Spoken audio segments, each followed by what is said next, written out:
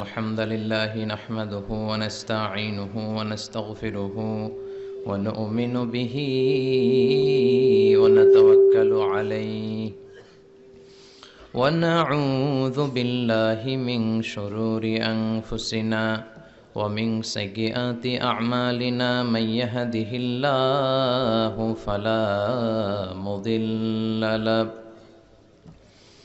ومن يضلل فلا هادي له أي فلن تجد له وليا مرشدا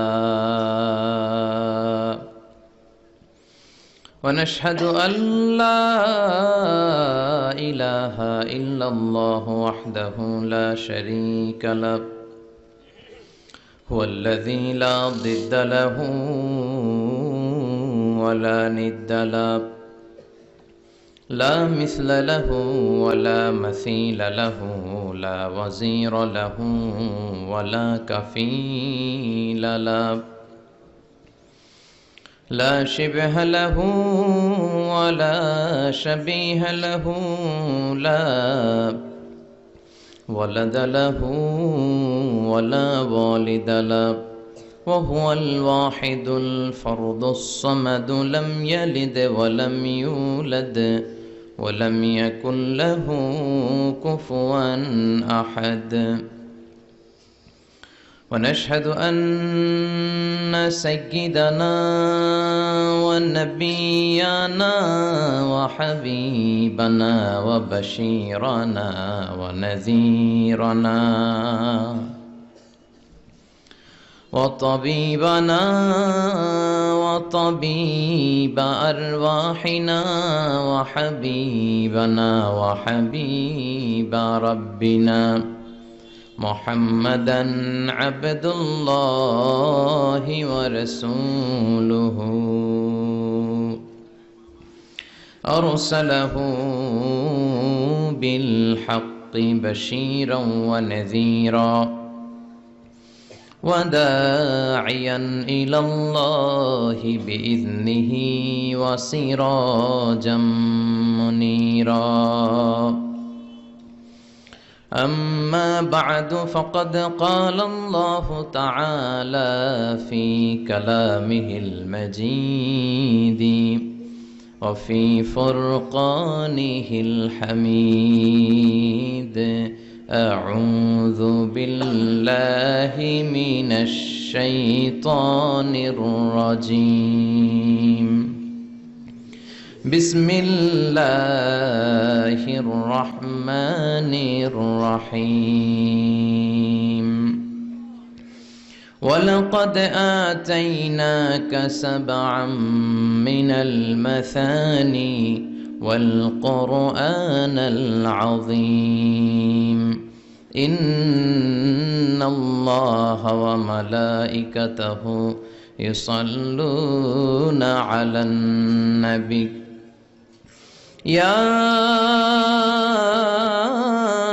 أيها الذين آمنوا صلوا عليه وسلموا تسليما اللهم صل على محمد وعلى آل محمد كما صليت على إبراهيم وعلى آل إبراهيم إنك حميد مجيد اللهم بارك على محمد وعلى آل محمد كما باركت على إبراهيم وعلى آل إبراهيم إنك حميد مجيد সকল প্রশংসার মালিক কে? সব ক্ষমতার উৎস কে? কেউ যেটা পারে না পারে কে? কেউ যেটা দেখে না দেখে কে? কেউ যেটা শোনে না শোনে কে? বিশ্বাস হয় তো? যেটা কেউ দেখে না সেটা দেখে, যেটা কেউ শোনে না সেটা শোনে। তিনি সব ক্ষমতার আধার, সবচাইতে শক্তিশালী, সব রাজার বড় রাজা, মহারাজা, ঠিক কি না?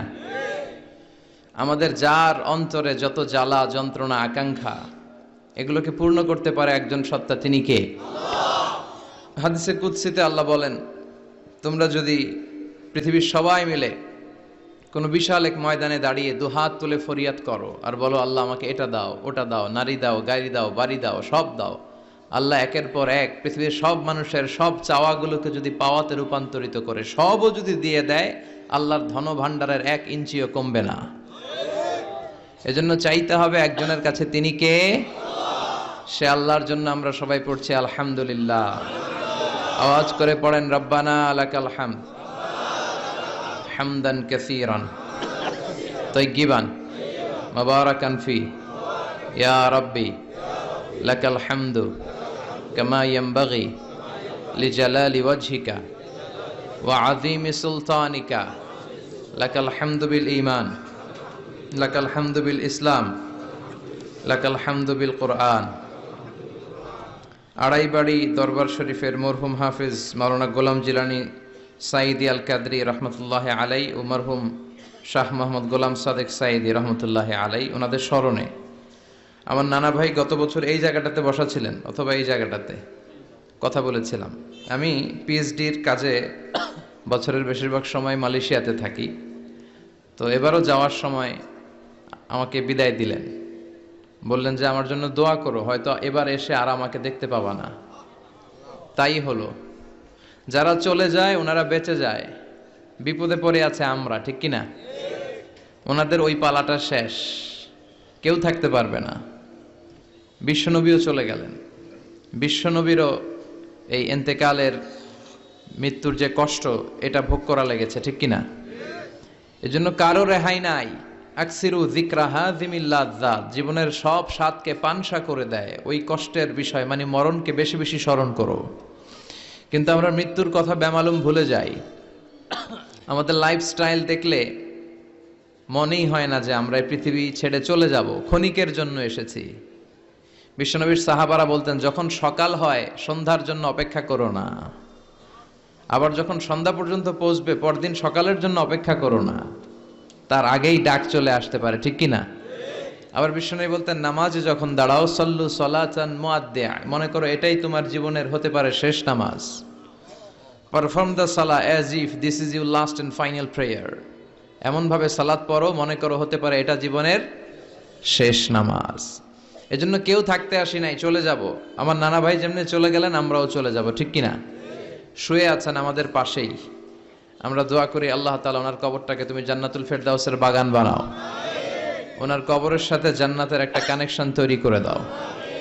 আমার নানা ভাইয়ের যে স্বপ্নগুলো ছিল, যে অসমাপ্ত কাজগুলো ছিল, এগুলো যেন বর্তমান পীর সাহেব গোলাম পরওয়ার সাইদি আরাফাত উনি আপনাদের সবাইকে একসাথে নিয়ে অসমাপ্ত কাজগুলো যেন সমাপ্ত করতে পারে, আমরা দোয়া করি। আমরা আওয়াজ করে পড়ি আমিন। আজকের এই প্রোগ্রামের সভাপতিত্ব করছেন মাওলানা গোলাম পরওয়ার সাইদি আরাফাত, পীর সাহেব আড়াইবাড়ি দরবার শরীফ, কুমিল্লা। আল্লাহ পাক ওনার যোগ্যতাকে আরো বাড়িয়ে দিক। আপনাদের সবাইকে নিয়ে আড়াইবাড়ি দরবারের যত দায়িত্ব আছে সবগুলো দায়িত্ব যেন সুচারুরূপে উনি পালন করতে পারে, আল্লাহ তৌফিক দান করুন।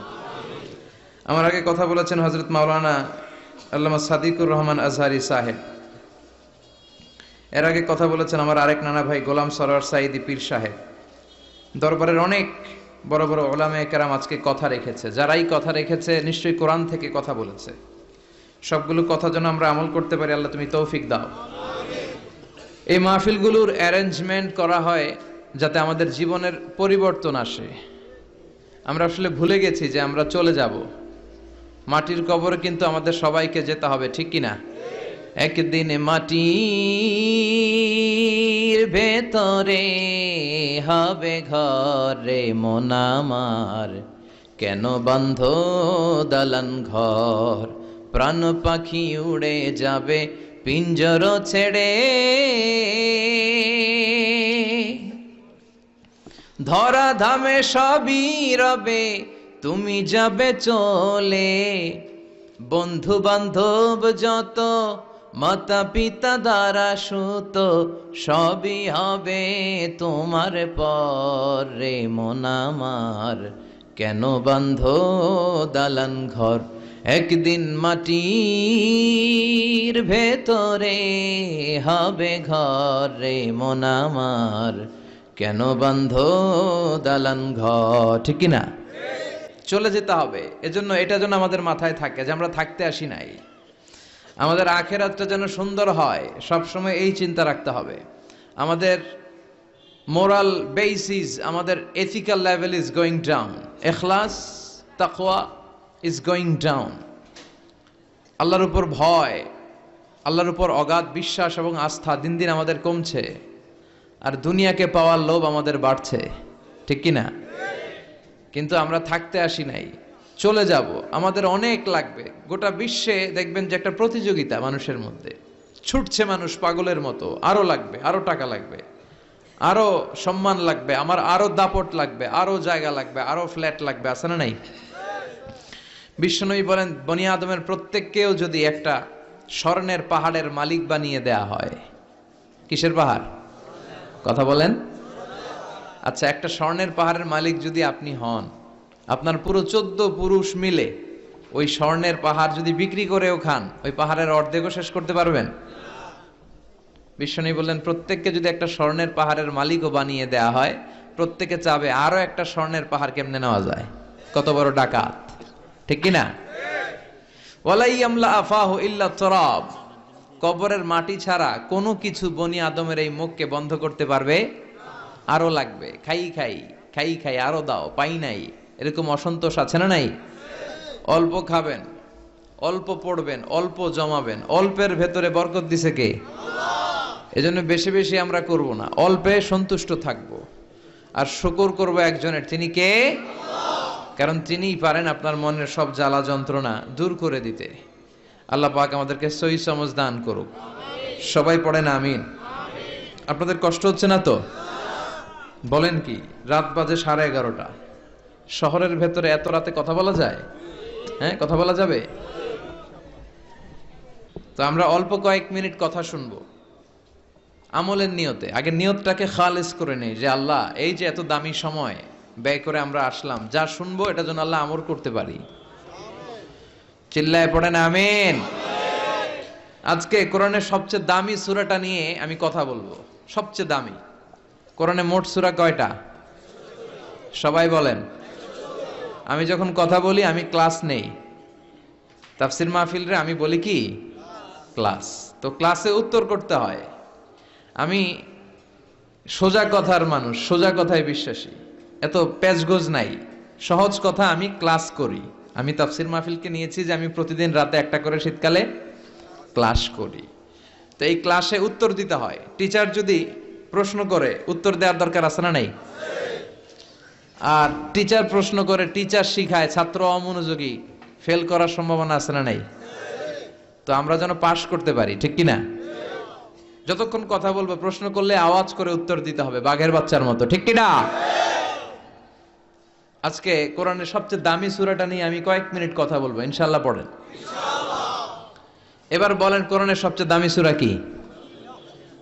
হ্যাঁ? আর ইখলাস, আর ইয়াসিন, আর আর রহমান, আর বাকারা। বাকারা মানে কি? গাভী মানে কি? গরু। গাভী মানে নাকি গরু? তো গাভীর নামে আল্লাহ কোরআন একটা সূরা দিলেন। গাভীর দুধ খাবেন বেশি বেশি। বিষ্ণু বলতেন, আলাইকুম বি আলবানিল বাকার, তোমরা গরুর দুধ খেও। ফাইন্নাহা তুরাম্মু মিনাল আশজার, কেননা গরুর দুধ এটা ঘাস পাতার নির্যাস। গরু কি খায়? ঘাস খায়।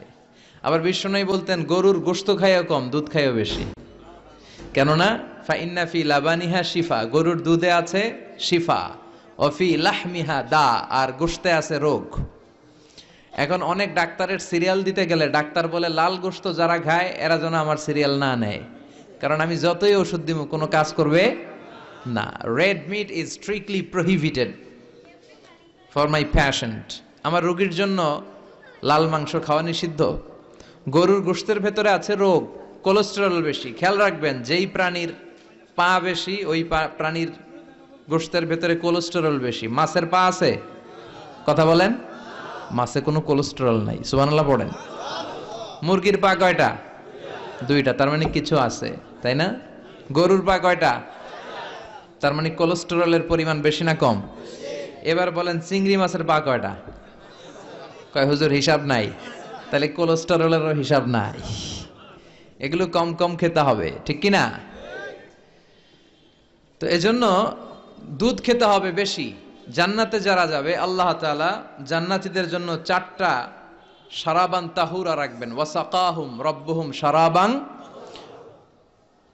মাসালুল জান্নাতিল্লাতী ওয়াইদাল মুত্তাকুনা ফিহা আনহারুম মিন মাইন গায়রি আসিন ওয়া আনহারুম মিন লাবানিন লাম ইয়াতাগায়্যার তা'মুহু وأنهار من خمر لذة للشاربين وأنهار من عسل مصفى سبحان الله। জান্নাতে যারা ঢুকবে জান্নাতের গলায় যেন, জান্নাতীদের গলায় যেন কোনো তৃষ্ণা না লাগে, এজন্য আল্লাহ তাআলা জান্নাতের ভেতরে 4 ধরনের শারাবান তাহুরার ঝর্ণা রাখবেন। কয় ধরনের? 1 নাম্বার হচ্ছে মিনারেল ওয়াটারের ঝর্ণা। মিনারেল ওয়াটার খান আপনারা? কোনটা খান? মাম খান, কেউ ফ্রেশ খায়, আর অ্যাকুয়াফিনা, আর কি খান? স্পা, আর কিনলে। এটা সবচেয়ে ভালো, এটার মধ্যে ঝামেলা কম, এটা টেস্ট করে জানা গিয়েছে। কিনলে খাবেন, কোকা কোলা কোম্পানির, এটা ভালো পানি। কিনলে সবচেয়ে purified water ever in Bangladesh. বাংলাদেশে পাওয়া পরীক্ষিত সবচাইতে বিশুদ্ধ পানি হচ্ছে কিনলে। তো একজনকে মার্কেটিং করে দিতেছে হুজুরে। ভালো জিনিসের প্রশংসা করতে হয়, ঠিক কি না? তো জান্নাতে যারা যাবে তাদের জন্য আল্লাহ তাআলা 4 ধরনের শারাবান তাহুরা রাখবে। সুবহানাল্লাহ কইবেন না? 1 নাম্বার মিনারেল ওয়াটার, মিনারেল ওয়াটারের ঝর্ণা, আপনি ওখান থেকে দেদারসে পান করবেন। নাম্বার 2 দুধের ঝর্ণা, দুধের ঝর্ণা, ফ্রেশ মিল্ক এর ঝর্ণা থাকবে। নাম্বার 3 মধুর ঝর্ণা, মধু খাবেন বেশি বেশি, মধুর মধ্যেও শিফা আছে। এই কোরআনে 2টা জিনিসের ক্ষেত্রে আল্লাহ উল্লেখ করেছেন শেফা। এক হচ্ছে কোরআন, কোরআনটা নিজেই শেফা, সুবহানাল্লাহ। আর হচ্ছে দুধ, আর হচ্ছে মধু, মধুর ভিতরে শেফা আছে না নাই? আছে। তো বিশুদ্ধ পানির ঝর্ণা, দুধের ঝর্ণা, মধুর ঝর্ণা, আরেকটা থাকবে মদের ঝর্ণা। সুবহানাল্লাহ বাড়িতে গিয়ে বলেন। দুনিয়াতে মদ খাওয়া হারাম করছে কে? আর ওই আল্লাহ জান্নাতে আপনাদেরকে মদ খাওয়াবে। বোতলের মদও আছে, এটার নাম রাহিকুম মাখতুম, সিলড ওয়াইন। মিজাজুহা কাফুরা, কর্পূরের ফ্লেভার থাকবে। মিজাজুহু মিন তাসনিম, তাসনিমের ফ্লেভার থাকবে। মিজাজুহা জানজাবিলা, জিঞ্জার ফ্লেভার, আদার ফ্লেভার থাকবে। সুবহানাল্লাহ পড়েন। কিন্তু ওই মদ খেলে মুখে দুর্গন্ধ হবে না, মাথায় মাতলামি আসবে না। আল্লাহু আকবার। কারণ ওই মদটা জান্নাতের যে সুন্দর সুন্দর সুঘ্রাণওয়ালা গাছ আছে, ফুল আছে, ওই ফুলের নির্যাস থেকে আল্লাহ বানাবেন। সুবহানাল্লাহ পড়েন। তো এজন্য এই 4 ধরনের সুপেয় পানি আল্লাহ তাআলা জান্নাতীদের জন্য রাখবেন। এর চেয়ে দামি একটা পানি রাখবেন, ওইটার নাম হচ্ছে আল কাউসার। কি নাম? পড়েন, ইন্না আ'তাইনাকাল কাউসার ফাসাল্লি লিরাব্বিকা ওয়ানহার ইন্না শানিআকা হুয়াল আবতার। সুবহানাল্লাহ। কাউসারের একটা ঝর্ণা থাকবে। এই কাউসারের পানি আহলা মিনাল আসাল, হাউজে কাউসারের পানি মধুর চেয়েও মিষ্টি। আবিয়াদু মিনাল লাবান, দুধের চেয়েও সাদা। আবরাদু মিনাস সালজ, বরফের চেয়েও ঠান্ডা। এক ঢোক যে খাবে চিরকালের জন্য তৃষ্ণা মিটে যাবে। এই সবগুলো যেন আল্লাহ আমরা পান করতে পারি। আরো জোরে পড়েন আমিন। জান্নাত এমন জায়গা, যে জায়গায় শুধু শান্তি আর শান্তি। জান্নাতে অশান্তি আছে? মারামারি, কাটাকাটি, কিলাকিলি, হরতাল, টেনশন, ব্যারাম আছে কি? আরাম। জান্নাতে আছে কি? নাই কি? ব্যারাম। আরামের জায়গা, কোনো টেনশন নাই। জান্নাতের ভিতরে রোদ নাই, বৃষ্টি নাই, ভূমিকম্প আছে? দুনিয়াতে ভূমিকম্পের টেনশন হয় না? বন্যা আছে জান্নাতে? পুলিশের দৌড়ানি, র্যাবের দৌড়ানি আছে? বাড়ি ভাড়ার টেনশন, বিদ্যুৎ বিল, গ্যাসের বিল, ঘুমে ধরে না আমাদের, ঠিক কি না? জান্নাতে কোনো টেনশন নাই। জান্নাত হচ্ছে আরামের জায়গা। আপনারা যারা যাবেন জান্নাতে, 60 হাত লম্বা হয়ে ঢুকবেন। আহলুল জান্নাতে জুরদা ওয়া মুরদা, জান্নাতীরা হবে পশমবিহীন। এই যে দুনিয়াতে দাড়ি রাখা ওয়াজিব বা সুন্নাতে মুআক্কাদা, কিন্তু জান্নাতীদের গালে কোনো দাড়ি থাকবে না, মোজ থাকবে না, গায়ে পশম থাকবে না। আবনাউ সালাসিন ওয়া সালাসিন, সব জান্নাতি পুরুষরা হবে 33 বছরের তাগড়া যুবক। আল্লাহ, এখানে যেমনি আমরা একত্রিত হলাম, তোমার জান্নাতেও যেন আমরা একত্রিত হতে পারি, তুমি তৌফিক দাও। আর জোরে পড়েন আমিন। এতগুলো কথা কোত্থেকে এসেছে জানেন? জিজ্ঞেস করেছিলাম সবচেয়ে দামি সূরা কোনটা, একজন বলছে বাকারা। বাকারা মানে গাভী, গাভী থেকে দুধ, দুধ থেকে জান্নাত। সুবহানাল্লাহ পড়েন। কোরআনের কথা শেষ হতে চায় না, ইন্টার রিলেটেড, তাই না? একটার সাথে আরেকটা মিলে থাকে। খেয়াল রাখবেন, আল্লাহর কথা রাসূলের কথায় কোনো ফাঁক ফোকর নাই, আছে? এজন্য এই দুইজনের কথাই আমরা মানব। বিদায় হজের ভাষণে বিশ্বনবী বলেছিলেন, লাকাদ তারাকতু ফীকুম আমরাইন লান তাদিল্লু মা তামাসসাকতুম বিহিমা কিতাবাল্লাহ ওয়া সুন্নাতা রাসূলি। আমি তো চলে যাব, রেখে যাব দুটো জিনিস, যদি দুটো জিনিসকে মেনে চলো কখনো বিভ্রান্ত হবে না। একটা হচ্ছে আল্লাহর কিতাব, আর একটা হচ্ছে বিশ্বনবীর সুন্নাত। এই দুইটা আমরা আঁকড়ে ধরবো। রাজি আছেন তো? পৃথিবী যেদিকে যাক আমি থাকবো দুইটা নিয়ে, ইনশাআল্লাহ। পড়েন। কোরআনের সবচেয়ে দামি সূরা কোনটা বলেন? ফাতিহা। কিছু বলতেছে ফাতিহা, পিছনের ভাইরা কি বলবেন? হ্যাঁ, ইয়াসিন। আর আচ্ছা, এবার বলেন, আমি সহজ করে দিই, বলেন কোন সূরা না পড়লে নামাজ হয় না? এবার ক্লু পাইছে, এবার ক্লু পেয়েছে। এই সূরা ছাড়া নামাজ হয় না। আমি যদি পড়াই হবে না, এই মসজিদের ইমাম সাহেব পড়াইলে হবে না, কিন্তু বাইতুল মুকাররমের খতিব পড়াইলে আবার হবে। হবে না? শায়েখ আব্দুর রহমান সুদাইস পড়ালে তো হবেই। খাইছে কত বড় মুফতি দেখছেন, ফতোয়া দিয়ে দিচ্ছে জি না, আসলেই হবে না। কারণ এটা এমন সূরা, এই সূরা না পড়লে নামাজ হয় না। বিশ্বনবী বুখারীর বর্ণনায় বলেছেন, আ'যামুস সুওয়ার ফিল কোরআন, কোরআনের সবচেয়ে দামি সূরা। এটা আমার বানানো কথা না, সবচেয়ে দামি সূরা। এই সূরার মতো সূরা কোরআনে তো নাই, তাওরাতের ভেতরেও নাই, ইনজিলের ভেতরেও নাই, জাবুরের ভেতরেও নাই। 60টা মাত্র আয়াত। কয়টা? কার কার মুখস্থ নাই হাত তোলেন। সূরা ফাতিহা মুখস্থ নাই কার কার? হাত তোলেন। হিন্দু ভাই নাই কেউ? আমাদের অনেক মাহফিলে হিন্দুরা আসে, হিন্দুদেরও মুখস্থ। সুবহানাল্লাহ কইবেন না? এই দেশের অনেক হিন্দুরা কালেমা পড়ে জানেন, বিশেষ করে তুফানের সময় আরো বেশি পড়ে। কক্সবাজারে যখন জলোচ্ছ্বাস হয়, তখন মহেশখালীতে যে বৌদ্ধ মন্দির আছে, স্বর্ণ মন্দির, ওই বৌদ্ধ মন্দিরের গৌতম বুদ্ধের যারা অনুসারী তারা নিচে নেমে আসে তুফান দেখে, আর বলে লা ইলাহা। ওরা বোঝে তুফান থেকে শুধু একটা কালেমাই বাঁচাতে পারে, আল্লাহ ছাড়া বিপদ থেকে কেউ বাঁচাতে পারে। আমি একবার লঞ্চের ভেতরে তুফানে পড়ছিলাম, তো লঞ্চ ডুবে যাবে তুফানের ধাক্কায়। তো দেখলাম লঞ্চের ভেতরে শুধু মুসলমানরাই জিকির করে না, হিন্দুরাও জিকির করে। তুফান থেমে যায়, জিকিরও থেমে যায়। কত বড় ডাকাত! তুফান শুরু, জিকিরও।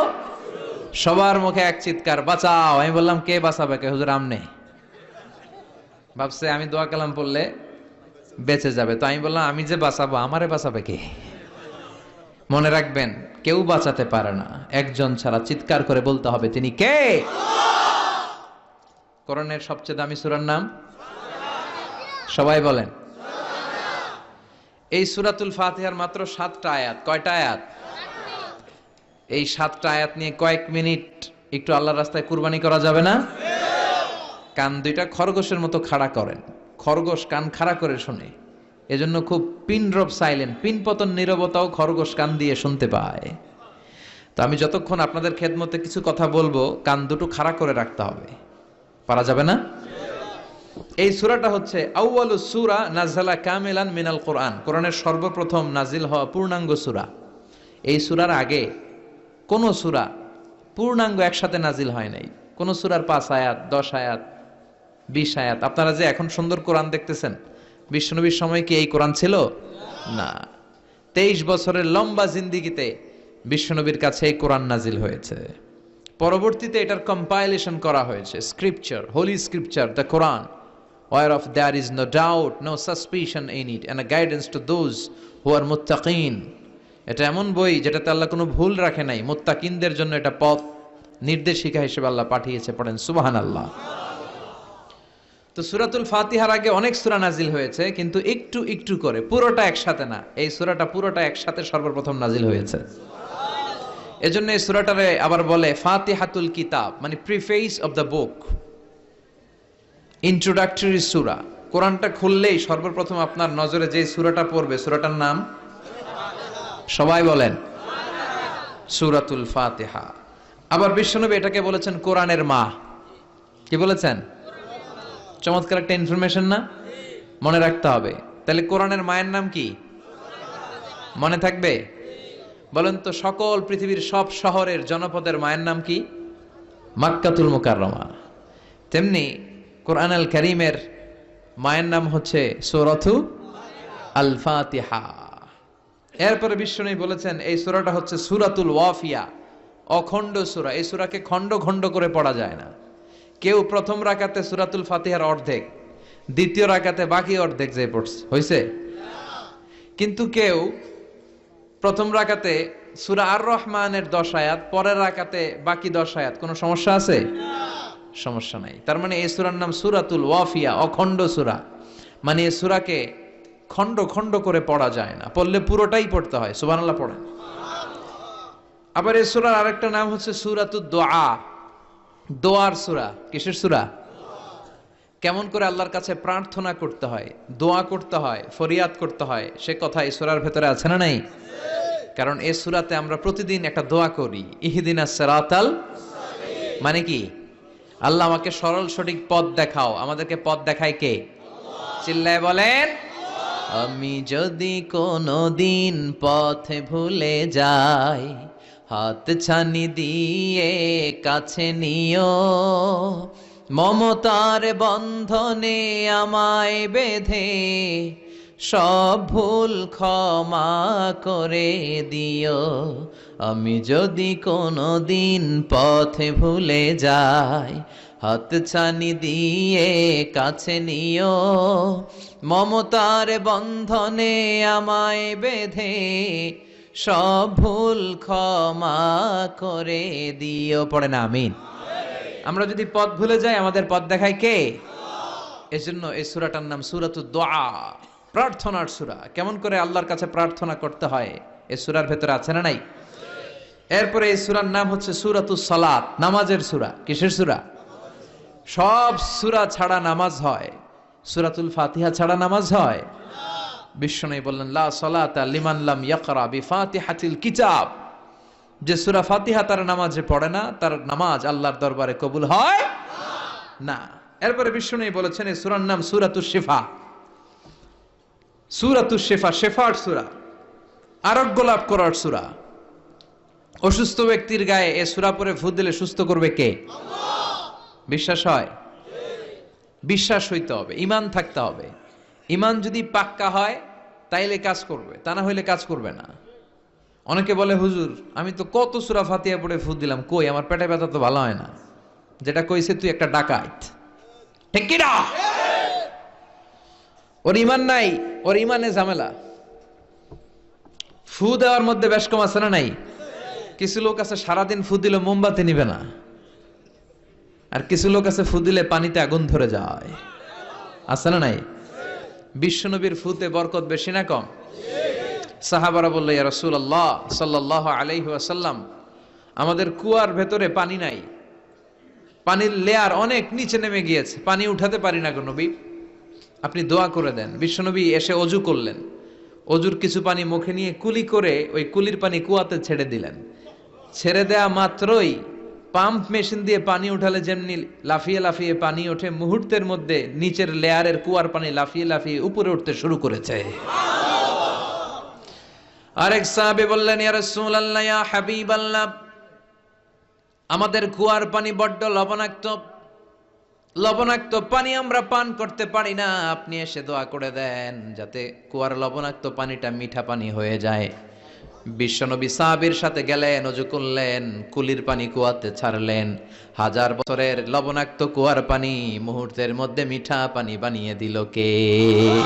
এই সুন্দর ফুল সুন্দর ফল মিঠা নদীর পাহানি আল্লাহ তোমার মেহেরবানি, তুমি কতই দিলে রতন, ভাই বেরাদর পুত্র স্বজন, ক্ষুধা পেলে অন্ন যোগাও, মানি চাই না মানি আল্লাহ তোমার মেহেরবানি। পড়েন, সুন্দর ফুল মিঠা নদীর পাহানি আল্লাহ তোমার মেহেরবানি। সুবহানাল্লাহ পড়েন। বিশ্বনবীর ফুতে বরকত আছে না নাই? কারণ ইমানটা ছিল তাজা। তাজা ইমান থাকলে সব সম্ভব। চিল্লা এখন ঠিক কিনা? যে ইমান প্রয়োজনে জ্বলে ওঠে না, যে ইমান সত্য ন্যায়ের কথা বলে না, যে ইমান প্রয়োজনে জ্বলে ওঠে না, যে ইমান সত্য ন্যায়ের কথা বলে না, যে ইমান বাস্তবে নাই, যে ইমান অন্তরে নাই, মুখে শুধু কথার কলি, কি করে তারে বলো ইমানে বলি? ঠিক কি না? কি করে তারে বলো ইমানে বলি? কি করে তারে বলো ইমানে বলি? যে ইমান দিন কায়েমের আন্দোলনের ধার ধারে না, যে ইমান লেবাসধারী কোরআন হাদিস তাও পড়ে না, যে ইমান খাজার নামে মাজার গড়ে ফুলুস কামায়, আছে না নাই? যে ইমান শিরকিয়াতের আমল করে ভীত না হয়, যে ইমান ইমানে ভুলে নাস্তিকতার মঞ্চে ওঠে, আছে না নাই? যে ইমান বাতিল মতের দোসর হয়ে ফায়দা লুটে, যে ইমান শুধুই কেবল খায় দায় আনন্দ করে, যে ইমান দেখে না যে আরাকানে ভাইরা মরে, যে ইমান বাস্তবে নাই, যে ইমান অন্তরে নাই, মুখে শুধু কথার কলি, কি করে তারে বলো ইমানে বলি? কি করে তারে বলো ইমানে বলি? কি করে তারে বলো ইমানে বলি? চিৎকার করে বলেন ঠিক কিনা? তার মানে ইমানে ইমানে পার্থক্য আছে না নাই? আমরা পাক্কা ইমানদার হতে চাই, আমরা পরিপূর্ণ মুমিন হতে চাই। যে ইমান ছিল আবু বকরের অন্তরে, যে ইমান ছিল ওমরে ফারুকের অন্তরে, আল্লাহ তুমি কবুল করো। তাহলে এই সূরা এমন সূরা যে সূরা পরে ফু দিলে অসুস্থরে সুস্থ করে দেয় কে? বিশ্বাস হয়? ইমান আছে তো? গন্ডগোল নাই তো? ফু দিলে সুস্থ হয়ে যাবে। সূরাতুশ শিফা। নিজেই নিজেকে রুকিয়া করবেন, তাবিজ ঝুলাবেন না। তাবিজ ঝুলাতে বিশ্বনবী নিষেধ করেছেন। যে তাবিজ ঝুলায় আল্লাহ তাআলা ওই তাবিজের উপর তাকে ন্যস্ত করে দেয় আর বলে আমার রহমত তোর থেকে তুলে নিলাম, দেখি তোরে কে বাঁচায়। এজন্য আজ থেকে তাবিজ যা আছে ছিঁড়ে ফেলবেন। তবে কিছু কিছু স্কলাররা বলেছে ছোট বাচ্চা যারা নিজেরা এখনো আয়াতুল কুরসি পড়ে সূরা ফাতিহা পড়ে নিজেদেরকে ফু দিতে পারে না, মা বাবা কতক্ষণ ফু দিবে? 2 বছরের বাচ্চা, 1 বছরের বাচ্চা, মা বাবা যখন ফু দেয় জিন পড়ি এসে ডিস্টার্ব করে না। মা যখন রান্নাঘরে যায় ছোট বাচ্চাটার এসে ডিস্টার্ব করে, আছে না নাই? তো এই ছোট বাচ্চা নিজে সূরা ফাতিহা পড়ে ফু দেওয়ার আগ পর্যন্ত, নিজে আয়াতুল কুরসি শিখে নিজেকে ঝাড়ফুঁক শিখার আগ পর্যন্ত ওই বাচ্চাদেরকে ফর দ্য সার্টেন পিরিয়ড, ক্ষণিক সময়ের জন্য তাবিজ দেয়া যাবে। অনেক মূর্খরা এগুলো বুঝতে চায় না। আমার এক আলোচনা নিয়ে অনেক জায়গায় তোলপাড় যে আজারি সাহেব তাবিজের পক্ষে কথা বলেছে, ছোট বাচ্চাদের তাবিজের কথা বলেছে। কই পেয়েছে দলিল? ওরা পড়ে নাই। জান্নেওয়ালার উপরও জান্নেওয়ালা আছে, খেয়াল রাখতে হবে। আবুন নওয়াসের কবিতা, ওয়াকুল্লি মাইয়াদ্দাঈ ফিল ইলমি ফালসাফাতান হাবাস্তা শাইআন ওয়া গাবাত আনকা আশিয়াউ। তোমার সামনে কেউ যদি দাঁড়িয়ে বলে আমি সব জানি, তুমি বৃদ্ধাঙ্গুলি দেখিয়ে বলে তুমি কিচ্ছু জানো না, তোমার জানার অনেক বাকি। জান্নেওয়ালার উপরও জান্নেওয়ালা আছে। এজন্য স্কলাররা ছোট বাচ্চা যারা নিজেরা রুকিয়া করতে পারে না, মা বাবা রুকিয়া করে ফু দিলে ভালো। মা বাবা চলে গেলে ভূত পেত নিয়ে এসে আসর করে, আছে না নাই? ওই বাচ্চার সিকিউরিটির জন্য কোরআনের আয়াত দিয়ে তাবিজ দেয়া যাবে। কিন্তু ওই বাচ্চা যখন নিজে সূরা ফাতিহা শিখে যাবে, নিজে যখন আয়াতুল কুরসি শিখে যাবে, তখন ওই তাবিজ ছিঁড়ে ফেলতে হবে। কথা বুঝতে পেরেছেন? আল্লাহ সহি সমঝ দান করো। তো তাবিজ যারা পড়েন ছিঁড়ে ফেলবেন আজকে, রাজি আছেন তো? ছিঁড়ে কি করবেন? সূরা ফাতিহা পড়বেন, পড়ে ঝাড়ফুঁক চলবে আজকে থেকে। ঝাড়ফুঁক করা সুন্নাহ। আর তাবিজ দেয়া হচ্ছে বিদআহ, যেটা বিশ্বনবী শেখায় নাই, সাহাবারা শিখায় নাই, ওইটাতে আমরা যাব না। ঝাড়ফুঁক করবেন। আয়াতুল কুরসি পড়লে জিনভূত আসতে পারে? কথা বলেন। সূরা ফাতিহা পড়লে আর অসুস্থতা থাকতে পারে? বিশ্বনবীর সাহাবারা একবার সফরে বেরোলেন। সফরে বেরিয়ে হঠাৎ দেখলেন মরুভূমির মাঝখানে কিছু লোক জটলা পাকিয়ে রেখেছে, একটা লোক শুয়ে আছে। আবু সাঈদ আল খুদরি ছিলেন ওই সফরের লিডার। বললেন, কি হয়েছে? তারা বলল, আমাদের নেতাকে সাপে কামড় দিয়েছে, আরেক বর্ণনায় বিচ্ছু কামড় দিয়েছে, বিষের ব্যথায় আমাদের নেতা মারা যাবে। তারা নানা ধরনের বৈদ্যরাজ কবিরাজদেরকে এনে মন্ত্র পড়াচ্ছিল, সবাই মন্ত্র পড়ছিল, ছু মন্তর ছু কালিকুত্তার। ছোট বাচ্চারা পড়ে, বুঝানোর জন্য বললাম, তারা হয়তো অন্য কিছু পড়ছিল। তো এই যে এগুলো পড়ে ফু দিলে কি ভালো হয়? কথা কন। আরো রোগ বাড়ে, ঠিক কিনা? বাচ্চার হাতে 2টা, গলায় 3টা, কোমরে 4টা, এগুলোর ওজনেই তো বাচ্চা অসুস্থ হয়ে যাবে। কথা বুঝতে পেরেছেন? আবার কোমরে লাগায়, এটারে কি বলে? কাইতন। কি কয়? তাগা। চাচাই বলতেছে তাগা। তো তাগা টাগা লাগাবেন না। সূরা ফাতিহা পড়ে আজকে থেকে ফু দিতে হবে। আমার মাইকের আওয়াজ নিশ্চয়ই শহরের অনেক দূর যাচ্ছে। মায়েরা, বোনেরা শুনে রাখবেন, অসুস্থ আপনি সূরা ফাতিহা পড়ে ফু দেন। বিশ্বনবী রাতের বেলায় বিছানায় যাওয়ার আগে সকাল সন্ধ্যা 3 কুল পড়ে হাতে ফু দিতেন। এরকম 2 হাতটা একসাথে করে এখানে ফু দিয়ে মাথা থেকে শুরু করে মেসেজ করতেন পা পর্যন্ত, দেহের যতটুকু জায়গায় যায়। সূরাতুল ইখলাস, সূরাতুল ফালাক, সূরাতুন নাস, এই 3টা সূরাকে একসাথে বলে কুল আস-সালাসা, মানে 3 কুল। কি বলে? এই 3 কুল পড়ে না, যায় লিটন দেওয়ানের কাছে। কই যায়? লিটন দেওয়ান কিছু করতে পারে? লিটন দেওয়ান নাকি ভবিষ্যৎ বলে দিতে পারে। তো যমুনা ফিউচার পার্কে না বসুন্ধরাতে মনে হয় ওর চেম্বার, ওখানে আগুন লাগলো বসুন্ধরায়।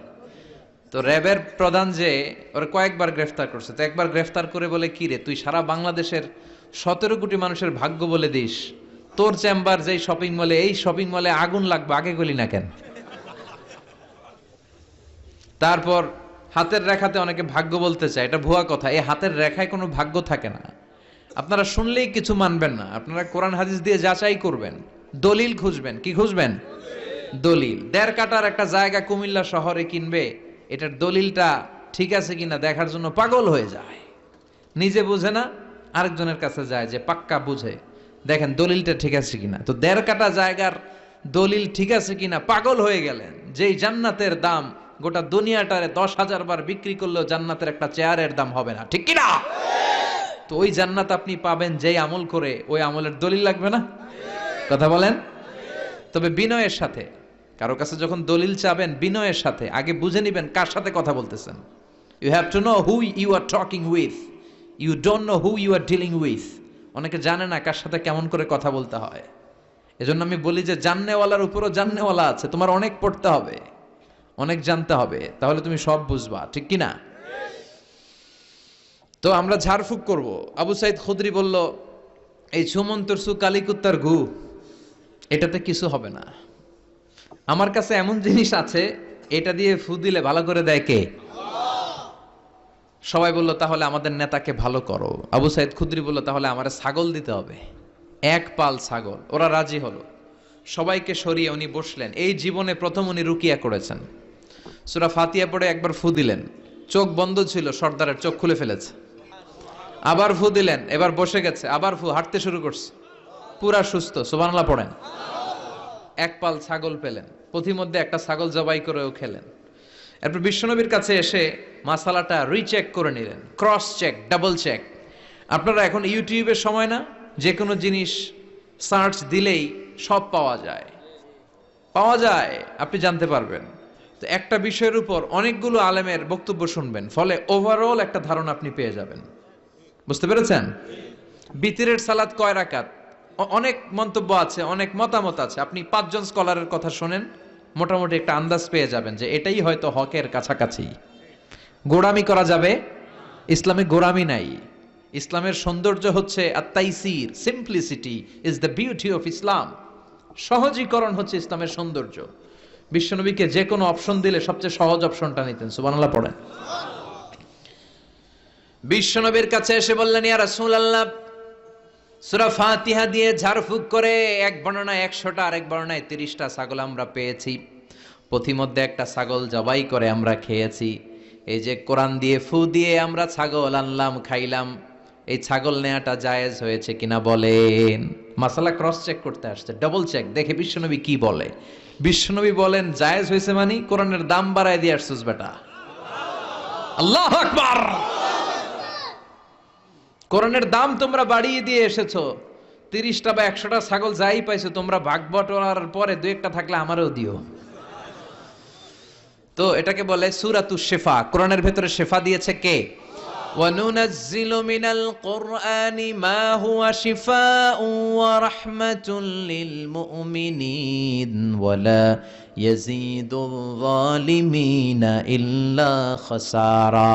এই কোরআনের মধ্যে আমি শিফা দিয়েছি, রহমত দিয়েছি, বরকত দিয়েছি। মুমিনদের জন্য কোরআনকে শিফা বানিয়েছে কে? সূরাতুশ শিফা মনে থাকবে? এই যে পীর সাহেব হুজুরের কাছে যে আসেন ফু দেওয়ার জন্য, যে হুজুর ফু দেন, হুজুর কি পড়ে ফু দেয় জানেন? আজকে গোমর ফাঁস করে দিয়ে যায় হুজুরের। সূরাতুল ফাতিহা পড়ে ফু দেয়। হুজুরের কাছেও আইসেন, আপনারাও ফু দিয়েন, নিজেরাও দিবেন। সবসময় যে হুজুরের কাছ থেকে নিতে হবে তা না, আব্বা আম্মার কাছ থেকে নিবেন। আব্বার কাছ থেকে নিলে এটা সবচেয়ে দামি ফু, ঠিক কিনা? 2 গ্লাসে পানি, উনি কিন্তু আমার আব্বা, জানেন? এজন্য আব্বা আম্মার কাছ থেকে দোয়া চাইতে হবে। 2 গ্লাসে পানি। পৃথিবীর সবগুলা পীর সাহেবরে বললাম, হুজুর এই গ্লাসে একটু ফু দেন। হুজুর আমার ফু দিয়ে দিল। আমার আব্বা, উনি আরেক গ্লাসের পানির মধ্যে ফু দিয়ে দিল। মুহূর্তের মধ্যে আমার আব্বার ফুটা কাজে লেগে যাবে। গোটা পৃথিবীর পীর সাহেব একদিকে, বাবা মার দোয়া আর ফু আরেক দিকে, ঠিক কিনা? তো এই জন্য সূরাতুল ফাতিহার এক নাম হচ্ছে সূরাতুশ শিফা। কি নাম? সূরাতুশ শিফা। আবার এই সূরার আরেক নাম হচ্ছে সাবউল মাসানি, নিত্য পাঠনীয় সপ্তবাক্য। নিত্য পাঠনীয় সপ্তবাক্য, যেই সূরাটা প্রতিদিন পড়া হয়। রব্বুল আলামিন বলেন, ওয়ালাকাদ আতাইনাকা সাবআম মিনাল মাসানি ওয়াল কুরআনাল আযীম। ও নবী, আমি আপনাকে নিত্য পাঠনীয় 7টা বাক্য দান করেছি, সাথে সাথে কোরআনে আজিম দান করেছি। সুবহানাল্লাহ। নিত্য পাঠনীয় 7টা বাক্য। এমন 7টা বাক্য এই সূরাতুল ফাতিহা, যে 7টা বাক্য সব সময় পড়তে হয়। যারা প্রতিদিন নামাজ পড়ে, শুধু ফরজ নামাজ পড়ে, তার 17 বার পড়তে হয় এই সূরাটা। সুবহানাল্লাহ মাহফিলের পরে। আর যারা সুন্নাত সহ পড়ে, তাদের প্রতিদিন 32 বার এই সূরাটা পড়তে হয়। তাহলে যেই লোকটার বয়স হয়েছে 50 বছর, সে যদি নামাজি হয়ে থাকে, একটু হিসাব করেন, লোকটার বয়স কত? 50। আর লোকটা নামাজি না বেনামাজি? নামাজি।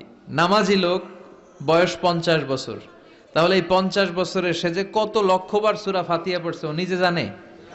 সুবহানাল্লাহ কই? আল্লাহু আকবার। এমন সূরা যেটা প্রতিদিন পড়তে হয়। আবার বিশ্বনবী বললেন, লা তুহসা আজাইবুহু ওয়ালা তাবলা গরাইবুহু ফিহি মাসাবিহুল হুদা ওয়া মানারুল হিকমা।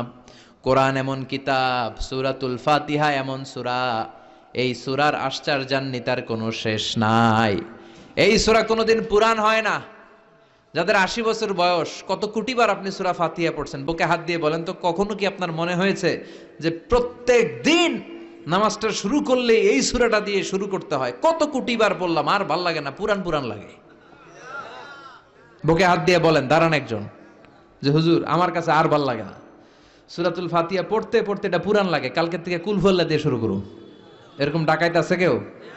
নাই। কারণ কোরআন কখনো পুরান হয় না, যতই পড়ি ততই নতুন। চিল্লায় পড়েন আল্লাহু আকবার। এজন্য বিশ্বনবী বললেন, ও উম্মতেরা শোনো, এই 7টা সূরা দেখতে ছোট, 7টা আয়াত বিশিষ্ট এই সূরাটাকে দেখতে ছোট মনে হয়, সবার মুখস্থ, প্রত্যেকের কলিজার ভেতরে আছে। তোমাদের কাছে সাধারণ মনে হয়, সূরাটা সাধারণ না, অসাধারণ করে সূরাটারে নাজিল করেছে কে? পড়েন সবাই আউযু বিল্লাহি মিনাশ শাইতানির রাজিম বিসমিল্লাহির রহমানির রহিম আলহামদুলিল্লাহি রাব্বিল আলামিন আর রহমানির রহিম মালিকি ইয়াউমিদ্দিন ইয়্যাকা না'বুদু ওয়া ইয়্যাকা নাস্তাঈন اهدنا الصراط المستقيم صراط الذين أنعمت عليهم غير المغضوب عليهم ولا الضالين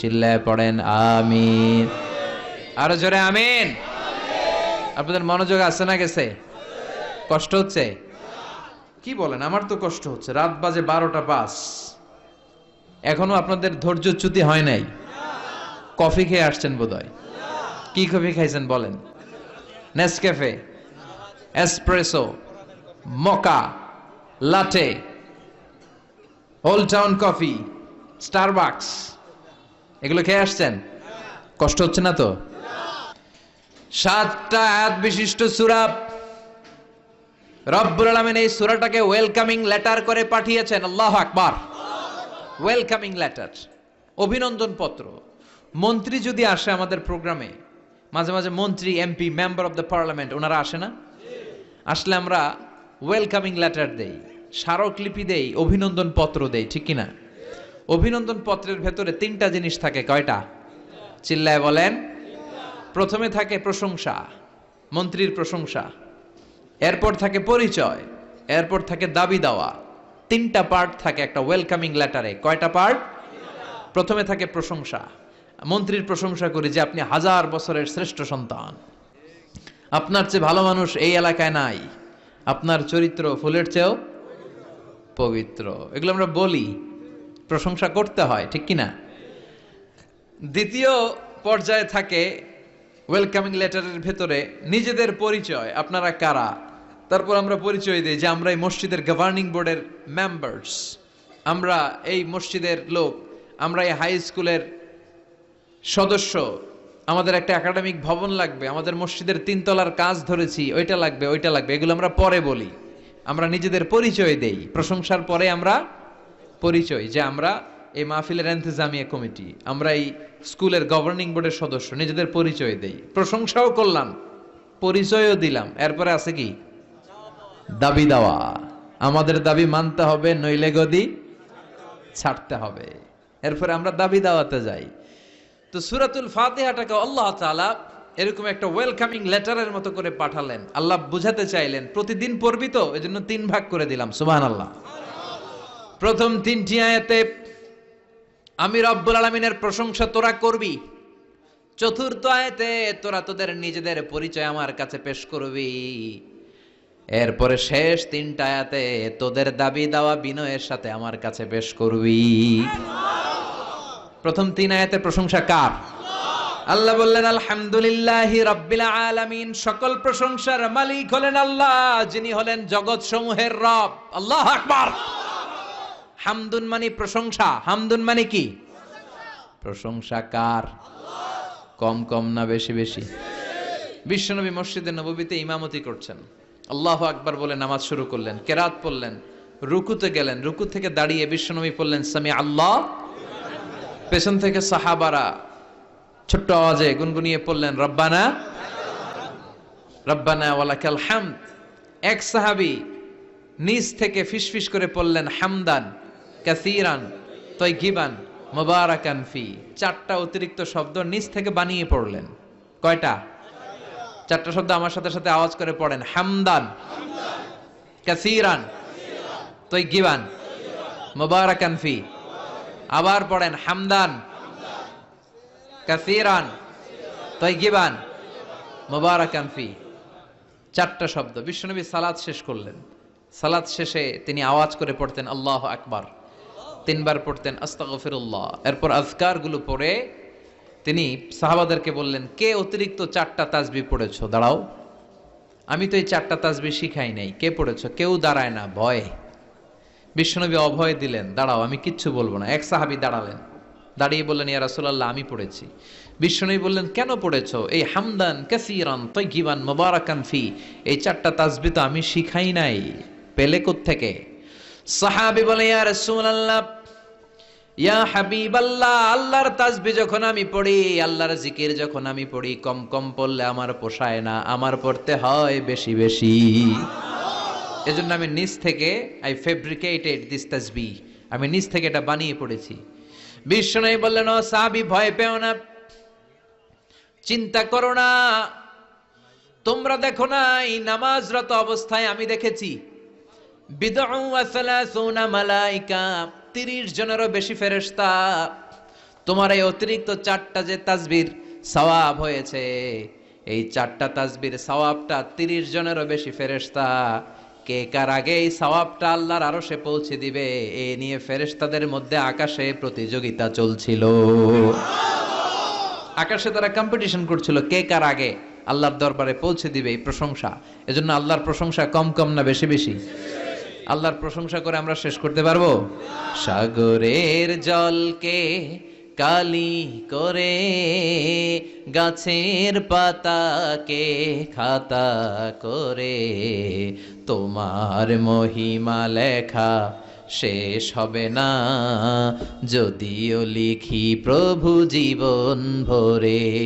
সাগরের জলকে কালি করে, গাছের পাতাকে খাতা করে, তোমার মহিমা লেখা শেষ হবে না, যদিও লিখি প্রভু জীবন ভরে। সাগরের জলকে কালি করে, সুবহানাল্লাহ পড়েন।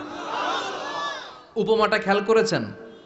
মেটাফরিক, এটাকে বলে মেটাফোর, রূপক অর্থে, মাজাজি ভাবে আল্লাহ বলেছেন, সাগরের জল যদি কালি হয়, গাছের পাতা যদি খাতা হয়। পৃথিবীতে কয়টা গাছ আছে? পৃথিবীতে বাদ দেন, কুমিল্লাতে গাছের পরিমাণ কেমন? অনেক। তো কুমিল্লায় যদি অনেক হয়, বাংলাদেশে কেমন? বাংলাদেশেও অনেক। আচ্ছা, তো আফ্রিকার জঙ্গলের কি অবস্থা? সুবহানাল্লাহ পড়বেন না? এই সব গাছের পাতা যদি খাতা হয়ে যায়, সাগরের জল যদি কালি হয়ে যায়। পৃথিবীর সবচেয়ে গভীরতম সাগরের নাম প্রশান্ত মহাসাগর। গভীরতা, সবচেয়ে গভীর জায়গার নাম মারিয়ানা ট্রেঞ্চ, গভীরতা প্রায় 36,000 ফিট। দ্বিতীয় গভীরতম সাগরের নাম আটলান্টিক মহাসাগর, সবচেয়ে গভীরতম জায়গার নাম হচ্ছে পোয়েটোরিকো। এই পোয়েটোরিকোর গভীরতা প্রায় 33,000 ফিট। মহাসাগর কি পৃথিবীতে শুধু 2টা? কথা বলেন। প্রশান্ত মহাসাগর, আটলান্টিক মহাসাগর, ভারত মহাসাগর, উত্তর দক্ষিণ, কত মহাসাগর, কত সাগর। এই আমাদের বঙ্গোপসাগর, লোহিত সাগর, ভূমধ্য সাগর, চায়না সাগর, কৃষ্ণ সাগর, সাগর আর সাগর। এই পৃথিবীর 70% শুধু সাগর, 70% শুধু হানি আর হানি, নোয়াখালীর ভাষায় পানি আর পানি। তো এই সব পানিগুলো যদি কালি হয়ে যায়, আল্লাহর কথার ওজন কি দেখেন? কোত্থেকে আল্লাহ এই মেটাফোর, রূপক অর্থ নিয়ে আসলেন? সব সাগরের পানি যদি কালি হয়ে যায়, সব গাছের পাতা যদি খাতা হয়ে যায়, সাগরের জল নামক কালি দিয়ে গাছের পাতা নামক খাতার উপরে যদি আমি আল্লাহর প্রশংসা লিখতে শুরু করে দাও, সাগরের জলও শেষ হয়ে যাবে, গাছের পাতাগুলোও ফুরিয়ে যাবে, আমি আল্লাহর প্রশংসা করে শেষ করা যাবে না। قُلْ لَوْ كَانَ الْبَحْرُ مِدَادًا لِكَلِمَاتِ رَبِّي لَنَفِدَ الْبَحْرُ قَبْلَ أَن تَنفَدَ كَلِمَاتُ رَبِّي وَلَوْ جِئْنَا بِمِثْلِهِ مَدَدًا। সুবহানাল্লাহ পড়েন। সব ফুরিয়ে যাবে, ফুরাবে না আল্লাহর প্রশংসা। এজন্য আল্লাহ আলহামদু দিয়ে শুরু করলেন। সকল প্রশংসা, হামদুন মানে প্রশংসা, আর এর সাথে আলিফ আর লাম যখন অ্যাটাচ করে দেয়া হলো, তখন প্রশংসার যত ধরন হতে পারে, যত আকসাম হতে পারে, যত প্যাটার্ন আর ডিজাইন হতে পারে, সব প্রশংসার একচ্ছত্র অধিপতি একজন। চিল্লায় বলেন, তিনি কে? এই পৃথিবীতে আল্লাহর সবচেয়ে বেশি প্রশংসা করেছেন বিশ্বনবী মুহাম্মদ সাল্লাল্লাহু, আবার নিজেও প্রশংসিত। ওনার এক নাম আহমদ, মানে যিনি সবচেয়ে প্রশংসা করে, আবার মুহাম্মদ মানে নিজেও প্রশংসিত।